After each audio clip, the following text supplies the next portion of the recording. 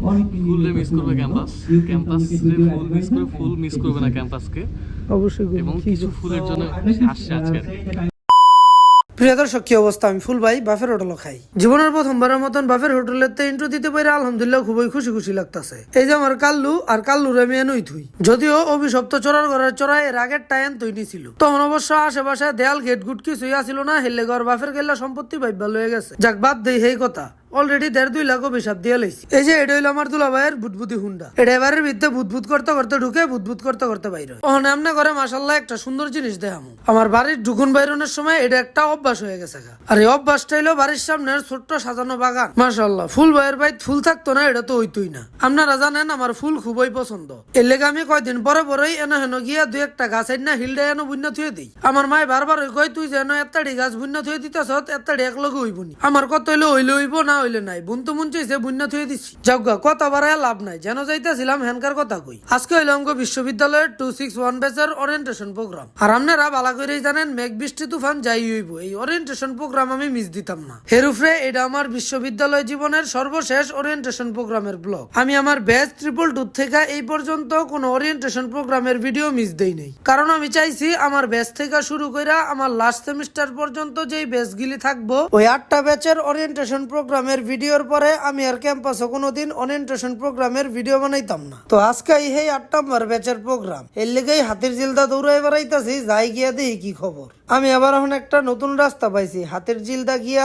তেজগাঁও বিজ্ঞান ও প্রযুক্তি বিশ্ববিদ্যালয়ের সামনে দা যাই। সকাল সকাল বিজ্ঞান ও প্রযুক্তি বিশ্ববিদ্যালয়ের সামনে দা গেলে সুন্দর সুন্দর পাখির দেখা পাওয়া যায়। তাতে বেশি দেখা পাওয়া যায় ডাইনদা দক্ষিণ পূর্ব বিশ্ববিদ্যালয়ের সামনে দা গেলে। যাওগা, রোজা রমজানের দিন ডাইনে বামে চাই না, খালি সোজা চাইয়া থাকি। সোজা চাইতে পড়লাম বিশ্ববিদ্যালয়ে। এতদিন পরে বিশ্ববিদ্যালয়ে দেখা যাই না, মিস করতে যামু। হুমনই সামনে একটা তেসলা বললো, তুমি বিশ্ববিদ্যালয়ের ঘাট মামাই স্টুডেন্ট পারানোর লেগে রাস্তা আটকাই দিছে। তেসলা মামার কত লেগে আমিও রাস্তা আটকাই তুম। আসলে কেটা কয় দেশে সমান অধিকার নাই, দেশে প্রচুর সমান অধিকার। তো আয়া বললাম ক্যাম্পাস, এমনি দেরি করে লাইছি।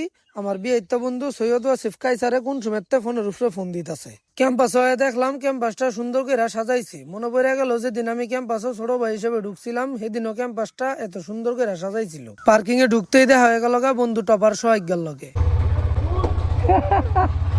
ওর কার লগে দেখাইলো এটা? আমি তো পুরোই অবাক যে বন্ধুর এত সিজি থাকা সত্ত্বেও বন্ধু আমারে ডাক দিছে। বন্ধু আমারে ভুলে নাই। তাড়াতাড়ি গিয়া বন্ধুর লগে হাত মিলাই হইব। আমি আবার পরীক্ষাত বনার আগে এমন টপার 2-1টার লগে হাত মিলাই যাইতাম। ভাবতাম অগলগে হাত মিলাইলে মনে হয় পরীক্ষা ভালো হইব, কিন্তু তেমন একটা লাভ হইতো না। অতি তাড়াহুড়ার মধ্যেও স্বয়ংক্রিয় দরজার ভিতরে কাঠ ঘষা না দিয়ে আমি ঢুকতাম না। এর লেগা করলাম কি, পার্কিং এর তা আবার উফরিটা বললাম। কিন্তু দরজার সামনে যাইতেই যেই কাঠ ঘষা দিমু, দেখলাম কি লগই একটা ডান্ডি নেমা রইছে। মনে করেন মেজাজটা খারাপ হয়ে গেল গা।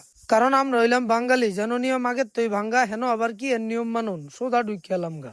মাল্টিপারপাসের সামনে আইতেই দেখলাম কি সুন্দর একটা ফটো জোন বানানো হয়েছে। আগে যখন জুনিয়র ছিলাম যেন এই ফটো জোন দেখতাম, হেন ঢুকা গিয়া ছবি তুলতাম, কিন্তু অহন এত আবেগে লারে না। বন্ধু বিয়াইতে ওয়াসিফের ফোনের উপরে ফোন পায় পড়লাম 4th ফ্লোরে। এন দেখলাম ওরা আমার লেগে আসলে অপেক্ষা করতেছে। বন্ধু এগুলো চল জুনিয়র উদ্দেশ্যে ভাষণ দিয়ে গা। ও আপনারা বন্ধু সৈয়দ ওয়াসিফ কাইসারের আতো এটা দেখে অবাক হইবেন।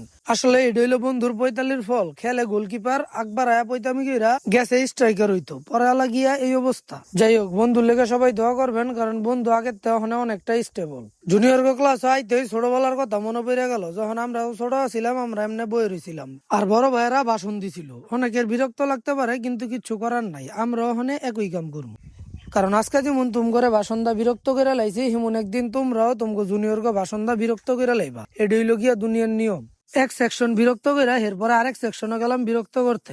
যা শুনলাম পোলা ফ্যান এই রোজার ভিতরে অলরেডি অনেকক্ষণ ধরে বয়ে রয়েছে। পরে আল্লাহ অগপতি মায়া হইলো। এর লেগা ওকে বড় পরিসরে বিরক্তি আনার লেগা অডিটোরিয়ামে পাঠাই দিলাম। অডিটোরিয়ামে আইতেই দেখলাম প্রোগ্রাম শুরু হয়ে গেছে। তার সম্মানার্থে সর্বোচ্চ চেষ্টা করেছি, তবে সে চেষ্টা আমাদের কাছে তার মর্যাদার তুলনায় সবসময় সামান্য। তবে এটা আমাদের হৃদয়ের বৃহত্তর অঙ্গীকারের প্রকাশ। আমাদের বিশ্ববিদ্যালয়ে শহীদ সেলিম স্মৃতিফলক প্রতিষ্ঠা করা হয়েছে। আমাদের লাইব্রেরিটা তার নামে নামকরণ করা হয়েছে। এমন বীর সন্তান এই যুগে খুব কমই জন্মায়। আমরা তার রুহের মাগফিরাত কামনা করছি। সেলিমের জীবন ছিল একটি অন্তর্বৃত্ত স্বপ্নের গল্প। আমার ওরিয়েন্টেশনের দিন যেদিন অডিটোরিয়ামে আইছিলাম, ঠিক এই ডাইন সাইডে লাল চেয়ার গিলিত বইছিলাম। আর এনই আমার সর্বকালের সেরা বরিশাল্লা বন্ধু আসাদুল্লাহ নূরের লগে দেখা হয়। আমার কথা হলো এই যে পাম মারলাম তাও বন্ধু এই দেখা কইব আমি ওরে বালা পাই না। আমার খুবই মজা লাগতাছে কারণ জুনিয়র গহনে 2-3 ঘন্টা বইয়া থেকে ভাষণ শুনতে হইব। বন্ধু শীতরে জিগাইলাম তুই কোনটা কস, বন্ধু কইলো আমি ওইটাই কই।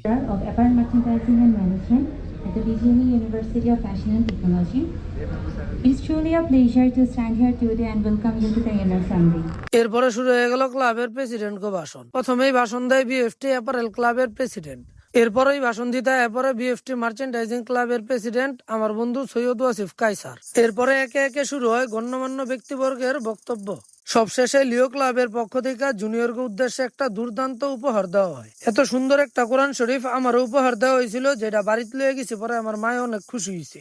এইদিকে বিয়েটা বন্ধু সৈয়দ ওয়াসিফ কায়সারের যাতে পায়ের যন্ত্রণা কম হয় এর লিগা ওর বউয়ের 2 স্ট্রেচারে 2টা ফুলের তোড়া লাগাই দিছে। এর কারণে বন্ধু দেখতাছি খুব জোরে হাঁটতে পারতাছে।